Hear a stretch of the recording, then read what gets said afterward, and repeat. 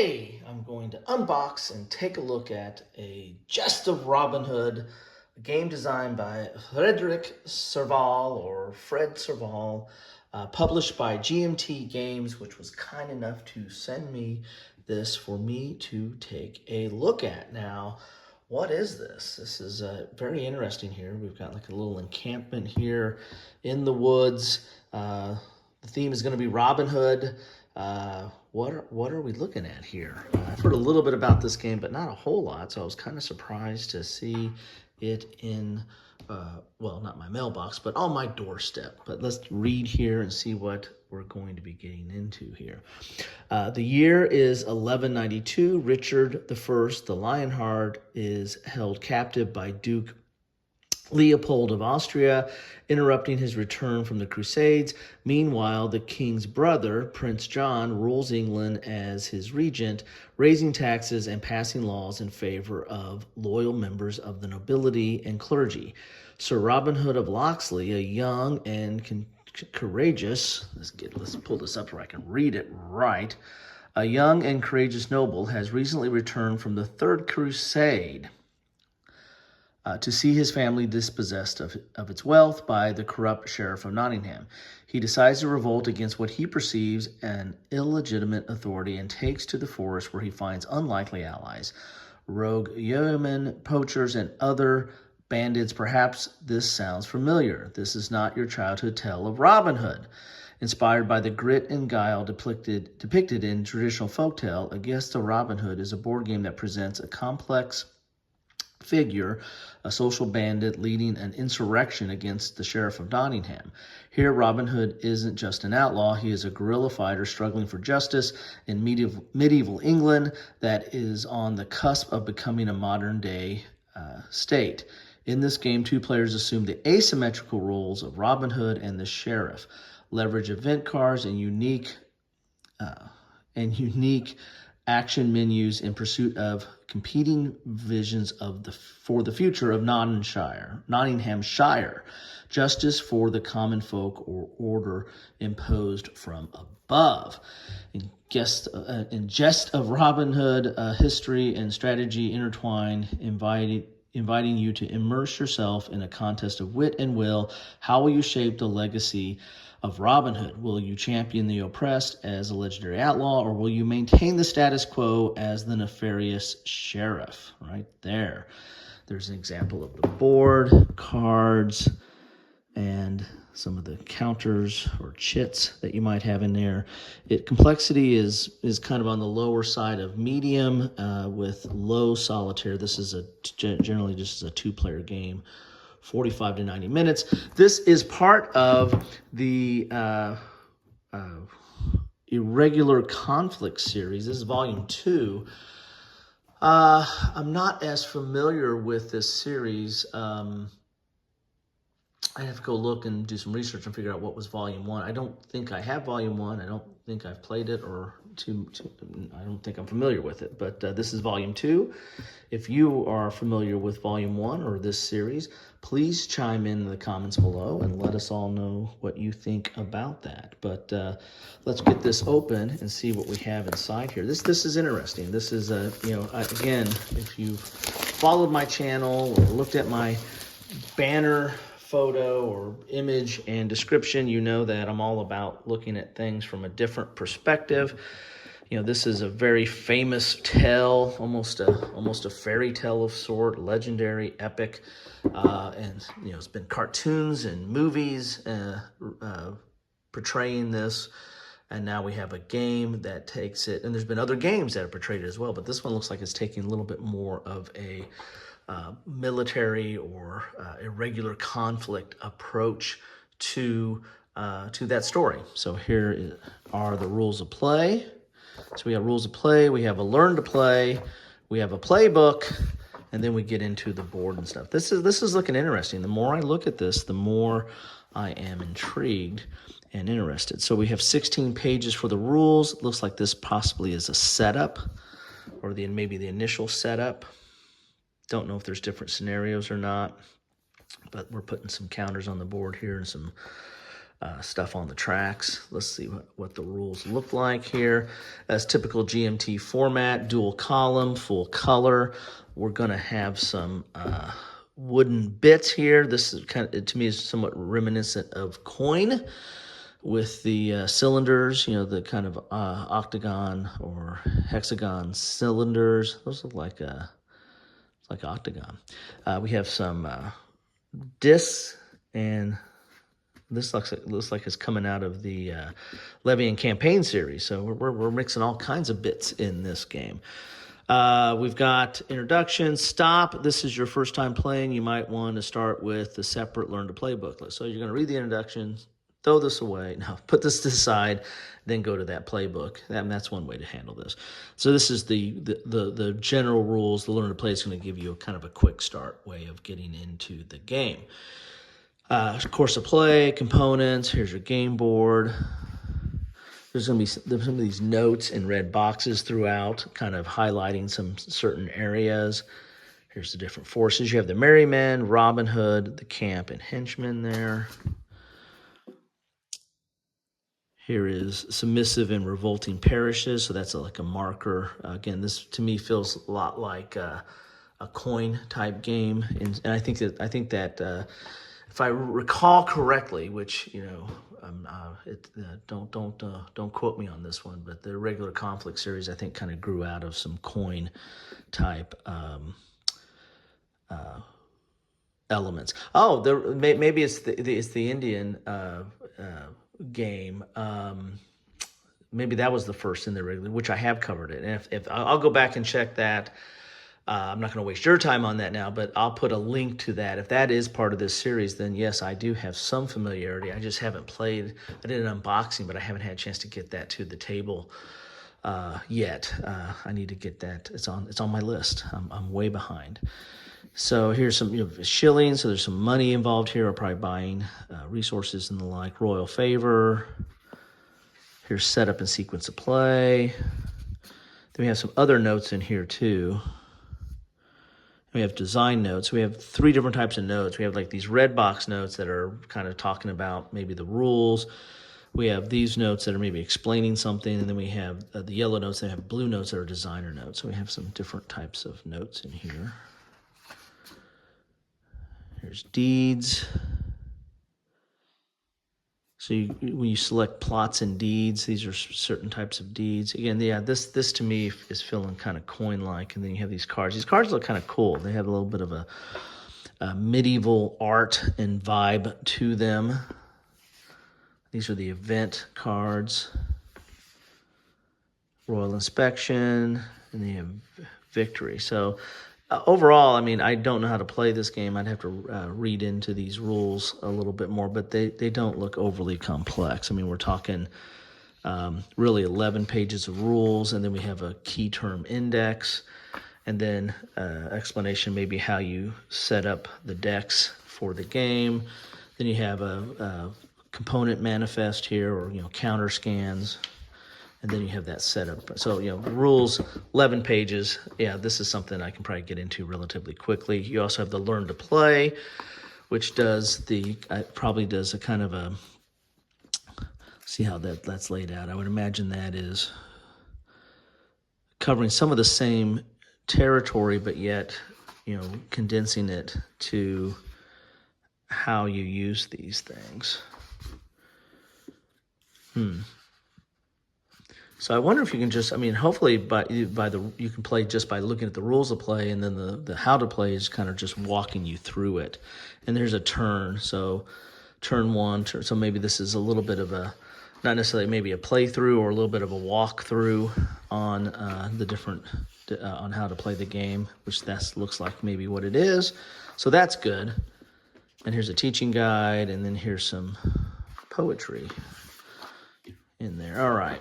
So yeah, so that's a learned to play. I recommend using these. I would probably go through this and then go through the rules. I probably go through the rules, then I'd go through this, then I'd go through the rules again as I play, because it takes me a while. All right, playbook. So maybe these are the different scenarios here. Here's some background articles. Oh, wow. So this is all the history and stuff. So this is cool. I like the history. Reading the ballad. Okay, look at this. Oh, wow. This is really getting into some interesting aspects of the game. Definitely something I'm going to dive into, and I generally like to dive into the So here's coin. So there's definitely a coin influence here. Avalon Hill's Legend of Robin Hood from 1979 was an influence here. Colonial Twilight of the coin. So yeah, this is cool. All right. Developer notes and acknowledgments. Cool. All good stuff. I like reading this stuff because I like immersing myself into what this historical event or what this world is about. All right, here's the board. It's a mounted board. Looks very nice. Let's get it out here. It is not overly large. It is one-sided. So I might have to pull out a little bit, go up Periscope, so you can see all the interesting bits of this board. There we go. There you go. See it? Now you're seeing some of my foot of my stand there. Well, I'll leave it there the way it is. So it looks like it's got a little bit of area control. You have roads, rivers. We have these boxes here. They're marked passive. That's probably where we put those, some of maybe these tokens here on whether they are submit or revolt. I imagine the revolt is probably good for Robin Hood and the submit's good for the sheriff. And here we have some coins, some carts or travel or transport.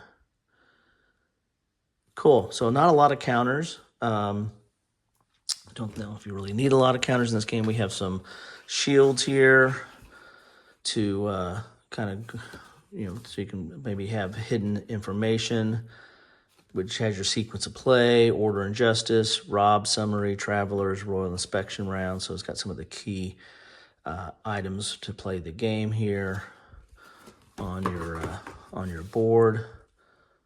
Nice art there. And there's two of those because this is a 2-player game. There we go. All right. Good quality there. Let's see what else we have here. Let's finish looking at this here. We got a prison. We got a royal inspection. We have initiative. So this does look very coin-like, right? A single plot, event, plot and deeds, first eligible, second eligible. That looks kind of like the action selection or in coin. Yeah, this is follow-up to that series. It's all coming back to me now. It was a blur, and it's coming back. I need to check out that other game. I'm not even going to try to pronounce because I know I will butcher it mightily. These are really nice boards here. These are thicker boards with a kind of a sheen to them. It's almost like a dry erase. So very nice here. So here's your setup and opening strategies. You got the different plots or recruit, sneak, and rob. And then you have deeds or turncoat, donate, swashbuckle, and inspire. Here's your available forces. So this is Robin Hood's forces. And I imagine these are the sheriff's forces. They can hire, patrol, capture. And then the deeds are ride, confiscate, and disperse. So they have forces. I think these are like a henchman. And then they have carriages. And here's their setup and opening strategy. Very cool. Okay. Then what else we got in the box here? We've got a bag of baggies. We have all kinds of wooden bits here. The green for Robin Hood's forces, this blue or teal or grayish or whatever you want to call that, or imagine are the sheriff. We have some red bits in there as well and some white bits. Okay. We have some dice. It looks like they are custom dice with +1, +2, -1, +3 on there. The 0, interesting. Then we have the cards, and the rest of the box is just kind of the art, and that's just there to kind of hold stuff in during shipment. I try to keep them, but if a game has too many bits, or especially if you're going to try to use a counter tray, those inserts kind of go away relatively quickly, which is kind of sad because sometimes they have pretty interesting or nice art on them. What's your thoughts? Let's do a whole roundtable on roundtable. That's a different legend, English legend. Let's do a roundtable on inserts or GMT inserts. The cards are nice, almost kind of tarot type cards, typical GMT quality and thickness. And as I said, they have this medieval art on them.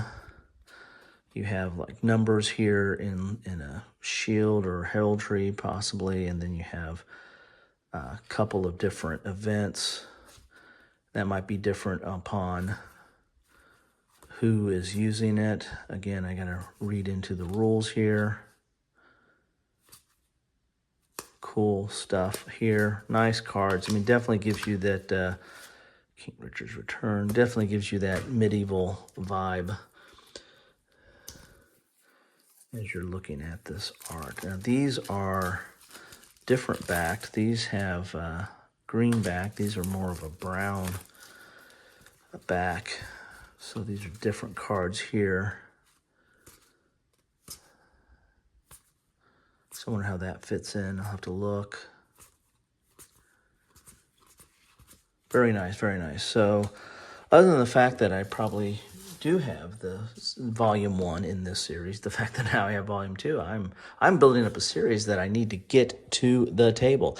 If you have gotten this volume 1 or this volume 2 to the table, let me know what your thoughts are in the comments down below. I would like to hear it. I'm sure some other people might like to hear it as well.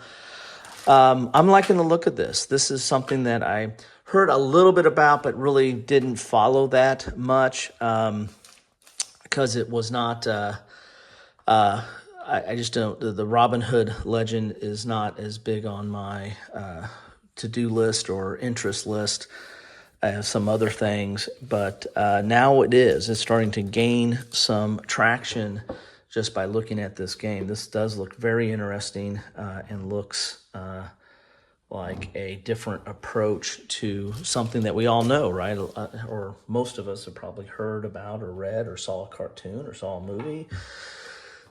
Several movies on this topic.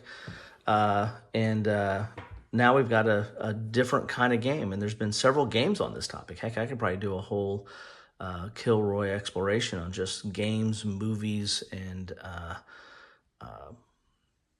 books that might be on this topic. And now I have a ballad as well. So anyway, thank you for stopping by. Love to know your thoughts on this volume 2, volume 1, or anything that is on your mind. Just keep it civil. Take care, all.